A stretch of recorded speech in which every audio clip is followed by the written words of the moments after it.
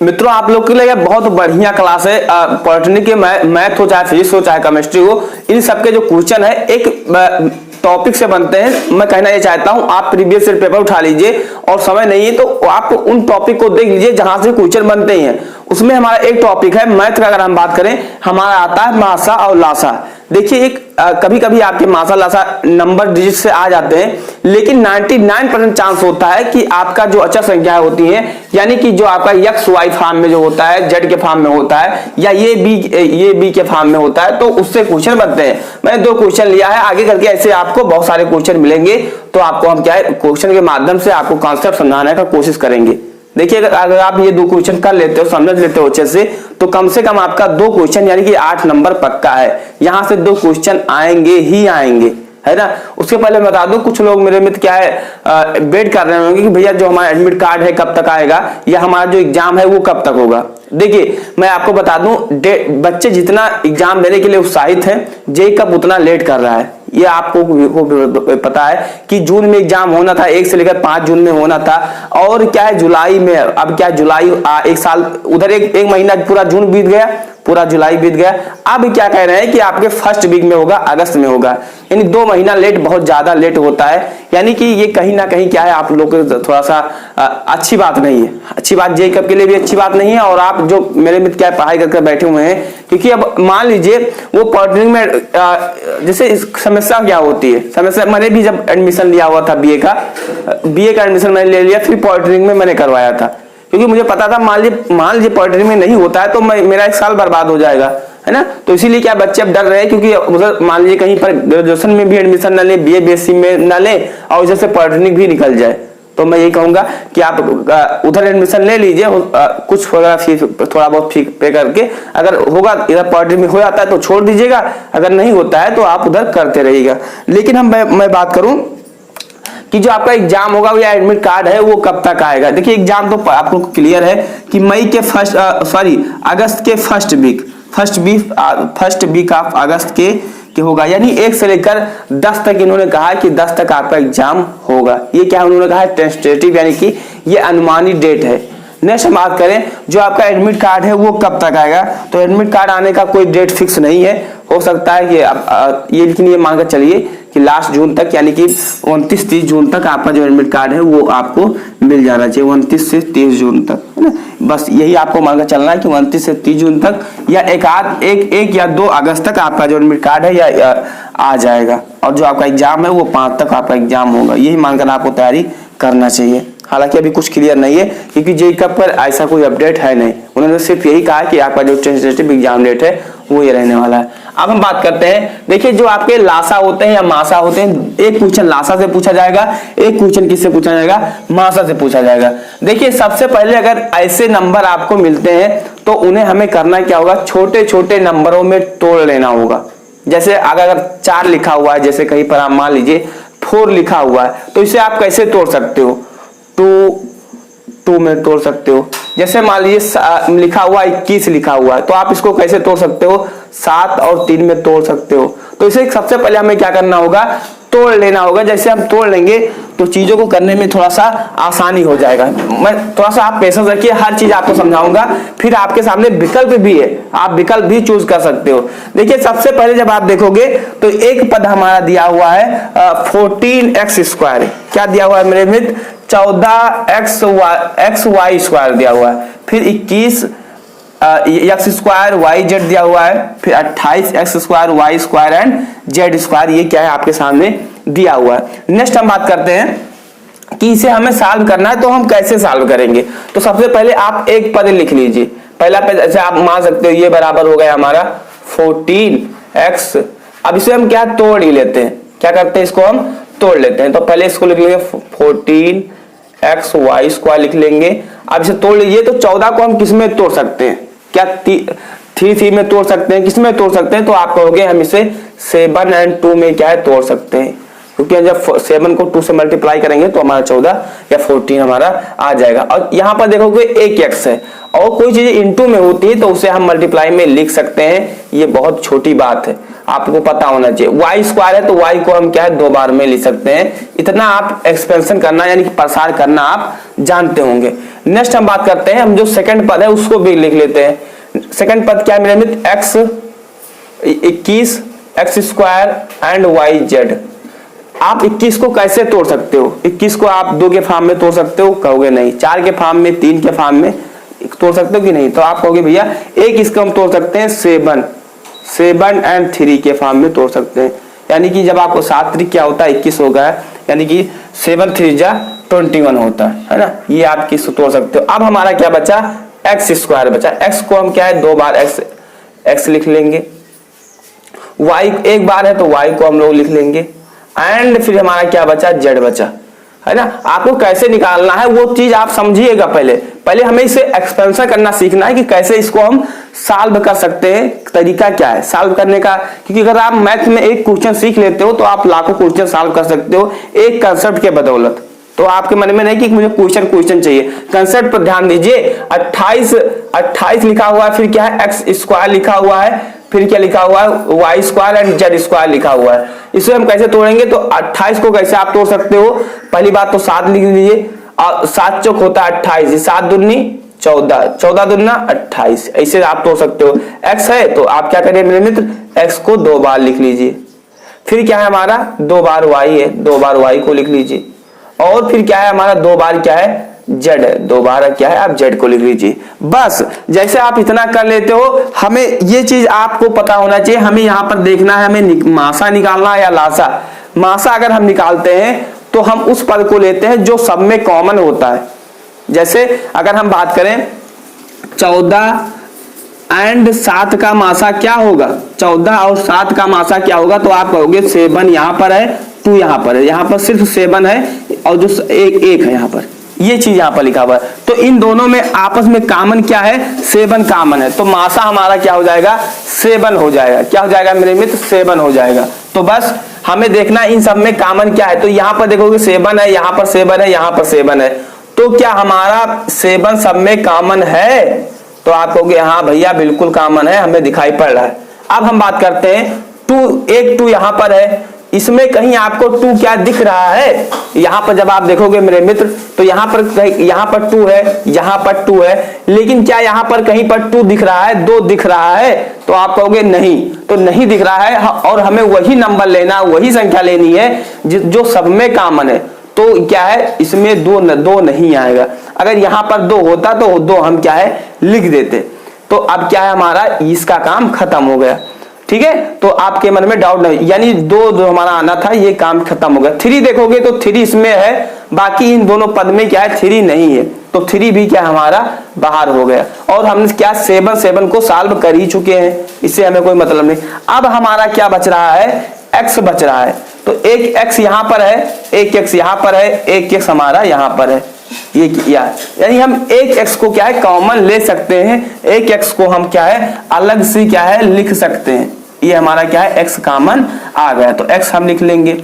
अब देखोगे मेरे मित्र यहाँ पर एक एक्स बच रहा है, यहाँ पर एक एक्स बच रहा है, लेकिन यहाँ पर कोई एक्स नहीं बच रहा है, यानी कि तीनों पद में एक्स अब नहीं बचा, तो यानी अब इससे हमें कोई मतलब नहीं है। नेक्स्ट क्या है हमारा वाई।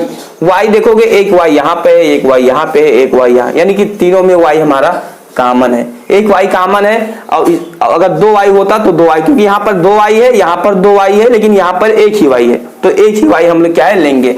अब क्या है हमारा, जब आप अच्छे से देखोगे तो इसमें यहां पर मेरे मित्र जब आप देखोगे तो इसमें कहीं पर आपको मिल रहा है जेड, क्या यहां पर कहीं पर आपको जेड है, तो कहोगे नहीं, लेकिन मैं आपको बता दूं यहां पर एक जेड हमारा छूट गया है, यहां पर क्या है जेड होगा, यहां पर जेड, ये जेड क्या हो जाएगा सब में कॉमन हो जाएगा। ये क्या है जेड हमारा एक जेड भी कॉमन हो जाएगा, है ना। तो जो इसका करेक्ट आंसर होगा एक जेड हम और लिख देंगे। ये क्या हुआ हमारा एक्चुअल आंसर निकल कर आ गया। एक जेड यहाँ पर छूट गया था, हमने विकल्प यहाँ पर लिखना भूल गए थे, तो यहाँ पर जेड कॉमन हो जाएगा, तो 7xy जेड टोटल हमारा क्या निकल कर आ जाएगा 7xy जेड, है ना। तो ये निकल कर आ गया। अगर हम नेक्स्ट बात करते हैं कि जो आपका सेकंड क्वेश्चन है, तो देखिए जो सेकंड क्वेश्चन है इसे भी हम सॉल्व कर लेंगे, लेकिन यहाँ पर हमें ज्ञात क्या करना है, लासा ज्ञात करना है। तो आप इसको ठीक मान लीजिए ना 7xy जेड। नेक्स्ट जो आपका मैंने बताया जो लासा है, लासा कैसे निकालते हैं, लासा जो निकालते हैं, जैसे अगर हमें इस नंबर का लासा निकालना है तो लासा कैसे निकालते हैं? लासा में क्या होता है, जो चीजें कॉमन होती हैं उनको तो हम लिखते ही लिखते हैं, साथ में जो चीजें नहीं कॉमन होती हैं उनको भी हम लिखते हैं। जो चीजें कॉमन है, जैसे इन दोनों में 2-2 बार है तो उसे हम एक बार ही लिखेंगे, जो कॉमन है उसको भी लिखेंगे और जो नहीं कॉमन है उसको भी लिखते हैं लासा में। और मासा में क्या होता है, जो सिर्फ कॉमन होता है उसे लिखते हैं। तो ये आप लोग, जैसे हमें इसका लासा निकालना है, पहले आप बेसिक चीज को सीखिए तब आप बड़ा चीज कर पाओगे। देखो यहाँ पे बड़ा चीज क्या है, छोटी चीज समझिए, जो कॉमन है उसको पहले लिख लीजिए। कॉमन क्या है, 7 है। अब हमारा क्या बचा, 2 नहीं कॉमन है, 1 भी नहीं कॉमन है ना। तो यहाँ पर नीचे लिख दे रहा हूं, तो 7 and 2 and 1, ये हमारा क्या निकल कर आ जाएगा, लासा मल्टीप्लाई कर लीजिए, 14 निकल कर आ जाएगा। बस यही चीज क्या है, बेसिक मेथड होता है लासा याद करने का। ये 6वीं का चीज है, आप लोग को भी पता है, हमें भी पता है, लेकिन आप रिवाइज कर लीजिए। देखिए अब हमें निकालना क्या है, इसका लासा निकालना है, तो वही पुराना मेथड आपको फॉलो करना है, जो चीज मैंने बताया हुआ था, एकदम पुराना मेथड फॉलो करना है। इसके लिए करना क्या होगा, इससे पहले आप लिख लीजिए, ऐसे जैसे आप लिख लीजिए, जैसा मैंने आपको बताया था लिखने का बेस्ट तरीका, x स्क्वायर एंड y, इसे क्या है, x इंटू y है ना। नेक्स्ट हम बात करते हैं, आपको इसको मैंने लिख लिया, आप सेकंड पद को लिखिए, सेकंड स्टेप को, y स्क्वायर एंड z, तो y एंड क्या आ जाएगा हमारा, z आ जाएगा। नेक्स्ट क्या है, z स्क्वायर x यानी डबल z हमारा हो जाएगा, एंड क्या हो जाएगा, x हो जाएगा। अब देखोगे आप इन सब में, आप पहले देखोगे क्या सभी में x कॉमन है, सभी में क्या है, x कॉमन है, सभी में क्या y कॉमन है कि नहीं कॉमन है। तो जब आप अच्छे से देखोगे मित्र, तो जो जो पहले चीज कॉमन है उनको हम पहले लिखने की कोशिश करेंगे, इससे क्या होगा, हमारा जो रिपीटेशन है उससे हम क्या बच जाएंगे। तो सबसे पहले आप देखोगे क्या कॉमन है, x, यहाँ पर देखोगे x, क्या सभी में x है, इसमें x नहीं है, इसमें x है, तो हमें सबसे पहले वो लिखना है जो सब में कॉमन है। तो y यहाँ पर कॉमन है, y यहाँ पर कॉमन है, लेकिन y यहाँ पर भी नहीं है, z, तो सिंपली आप लिखिएगा, यहाँ पर देखिए x उठाइए, 2x यहाँ पर है, क्या किसी में x है, यहाँ पर एक x है, तो हमारा जो यहाँ पर देखोगे तो एक निकलेगा, लासा बराबर मैं नीचे लिख दे रहा हूँ, लासा बराबर जो चीज कॉमन है वो लिखना है, जो नहीं कॉमन है वो क्या है वो भी आपको लिखना है। तो इसमें देखोगे 2x है, क्या इसमें कहीं x है, इसमें x नहीं है, इसमें एक x है, तो 2x में एक x हमारा आ जाएगा, यानी कि एक x and x, 2x total हो गया। अब देखोगे यहाँ पर क्या है, y है, y यहाँ पर है, यहाँ पर 2 y है, यहाँ पर एक y, यहाँ पर कोई y नहीं, y भी आपका 2 बार हो गया। z भी जब आप देखोगे तो यहाँ पर z भी 2 बार है, यहाँ पर z 1 बार है, यहाँ पर कोई मतलब किसी बार भी नहीं, तो 2 बार यहाँ पर हो गया। z स्क्वायर लिख दीजिए, तो इसका जो निकल कर आएगा, x का क्या मल्टीप्लाई क्या होगा, x स्क्वायर होगा, y का y स्क्वायर होगा, z का क्या होगा, z स्क्वायर होगा। ये चीज क्या है आप समझ गए, ये दोनों क्वेश्चन क्या है आपको समझ में आया होगा। करेक्ट आंसर हमारा क्या हो जाएगा, कहीं पर है विकल्प, ये सी हो जाएगा, क्या हो जाएगा, सी हो जाएगा। x square y square and क्या है, z स्क्वायर आपके सामने निकल कर आ जाएगा। तो ये चीज क्या है आपको बहुत, ये क्वेश्चन आपको हो सकता है कि छोटा क्वेश्चन लगे, नॉर्मल क्वेश्चन लगे, क्या नेक्स्ट क्वेश्चन पर आपको मूव कराते हैं और देखते हैं कि आप उस क्वेश्चन को कैसे सॉल्व कर सकते हो। एक चीज मित्रों मैं आपको बता देना चाहूंगा, ये जो 2 क्वेश्चन मैंने पहले करवाया, या फिर जो आपके ये 2 क्वेश्चन है 2014 के क्वेश्चन पॉलिटेक्निक यूपी पॉलिटेक्निक के पूछे गए प्रश्न है, मजाक में मत लीजिएगा पहली बात तो, है ना। तो ये प्रीवियस क्वेश्चन है। और एक चीज मैं आपसे और पूछना चाहूंगा, आपको किस नेक्स्ट वीडियो किस टॉपिक पर चाहिए। जैसे अगर हम बात करें कि आपको टॉपिक वाइज चाहिए, जैसे आपको परसेंटेज पढ़ना है, आपको प्रकाश पढ़ना है, आपको लाइट पढ़ना है, यानी आपको या आपको प्रमाण पढ़ना है, आपको क्या पढ़ना है, टॉपिक वाइज पढ़ना है या आपको क्या है हर चीज मिक्स चाहिए, तो आपको बता दीजिएगा, मैं आपको नेक्स्ट वीडियो में वैसा क्या है कंटेंट आपको प्रोवाइड करवा दूंगा। देखिए मैं आपको बता दूं, आपके एग्जाम में ऐसे प्रश्न बनते हैं। सेकंड जो बनता है आपका सेलिंग से, यानी क्रय एंड विक्रय से आपके प्रश्न बनते हैं। तो पहला क्वेश्चन समझेंगे, x minus 1/x equal to 2, तो क्या है x square plus 1/x square का क्या है आपको वैल्यू बताना है, उसका जो मान होगा वो क्या होगा, वो चीज आपको फाइंड करना है। तो आपने एक चीज पढ़ा होगा, आपको फार्मूला पता भी होगा, a प्लस बी का होल स्क्वायर, बस यही चीज आपको करना है। आप थोड़ा सा आप माइंड लगा सकते हो। आप एक फार्मूला पढ़े होंगे ये माइनस बी का होल स्क्वायर, ये भी फार्मूला आप अच्छे से जानते होंगे। तो मित्रों आपको बस सिंपली लिखना क्या है, अच्छा ये हमें पता होता है कि कोई चीजें जैसे हम लिखा हुआ है ये माइनस बी बराबर 5 लिखा हुआ है, तो अगर हम दोनों तरफ स्क्वायर कर देते हैं, कोई जोड़ देते हैं, कोई संख्या कोई घटा देते हैं, इक्वल में होती है, तो उसका जो वैल्यू होता है वो चेंज नहीं होता है। ये चीज आपको पता है। नेक्स्ट हम बात करते हैं, इसे हमें सिंपली क्या करना होगा, लिख लेना होगा। इसको हम ऐसे लिख लेंगे x माइनस 1/x। फिर हम जब आप अच्छे से देखोगे मेरे मित्र, तो ये क्या लिखा हुआ है, ये 2 लिखा हुआ है, और बस आपको यही चीज करना है, दोनों तरफ हम क्या कर देंगे, स्क्वायर करा देंगे। दोनों का क्या है, क्यू स्क्वायर कर देंगे, यानी कि उसके वर्ग से गुणा कर देंगे। अब देखिए हमें एक चीज पता है, यहां पर इसको हम मान लेंगे ये, और इसको मान लेंगे हम लोग b। तो फार्मूला क्या हमारा बना, ये माइनस बी का होल स्क्वायर।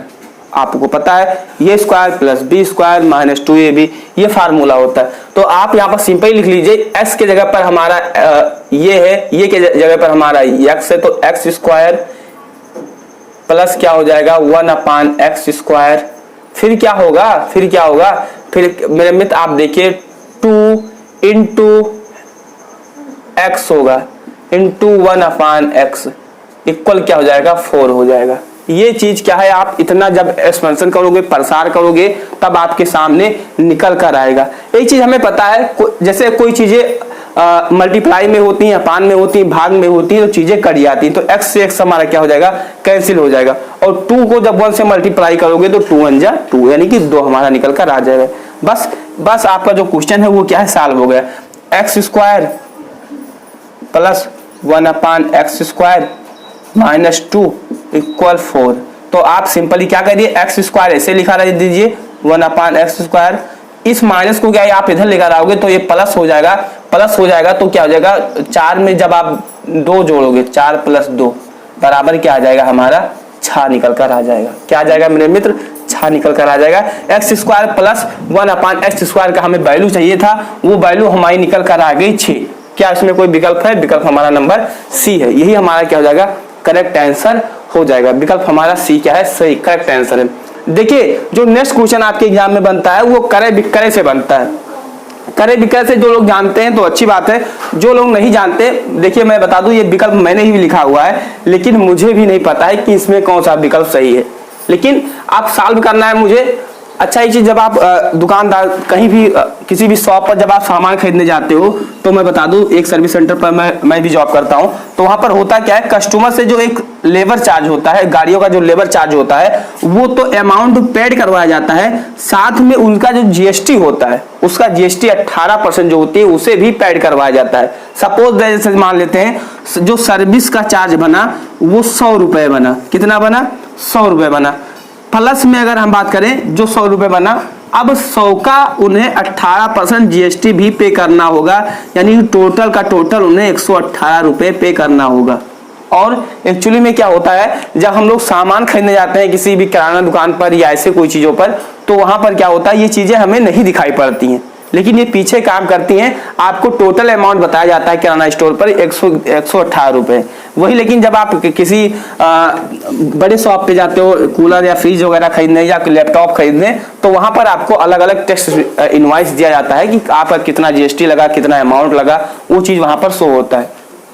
अब हम बात करते हैं एक पंखे का अंकित मूल्य कितना है, 1600 रुपए है, यानी कि आप देखोगे 1600 रुपए है। यदि व्यापार कर जो मैंने टैक्स बताया वो क्या है, 7% है, तो ग्राहक को पंखा खरीदने के लिए धनराशि देनी होगी, कितनी धनराशि पे करनी होगी।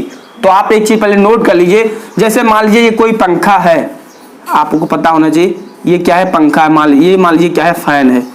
तो जब आप फैन खरीदोगे मेरे मित्र, तो पहली चीज तो आपको जैसा कि मैंने बताया, आपको जो उसका अमाउंट है वो तो आपको पे करना होगा, 1600 तो आपको पे करना होगा, प्लस में जो उसका जीएसटी कर है, यानी कि जो उसका टैक्स है, जो उसका जीएसटी का टैक्स है वो भी आपको पे करना, वो कितना पे करना होगा, 7% पे करना होगा, 7%।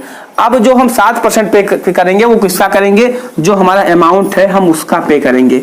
तो बस आपको करना क्या है, 1600 प्लस 1600 का 7% आप निकाल लीजिए, आपका जो आंसर है वो क्या है, आ जाएगा 1600 का 7%। आप निकाल लीजिए, आपका जो आंसर है वो आपके सामने आ जाएगा।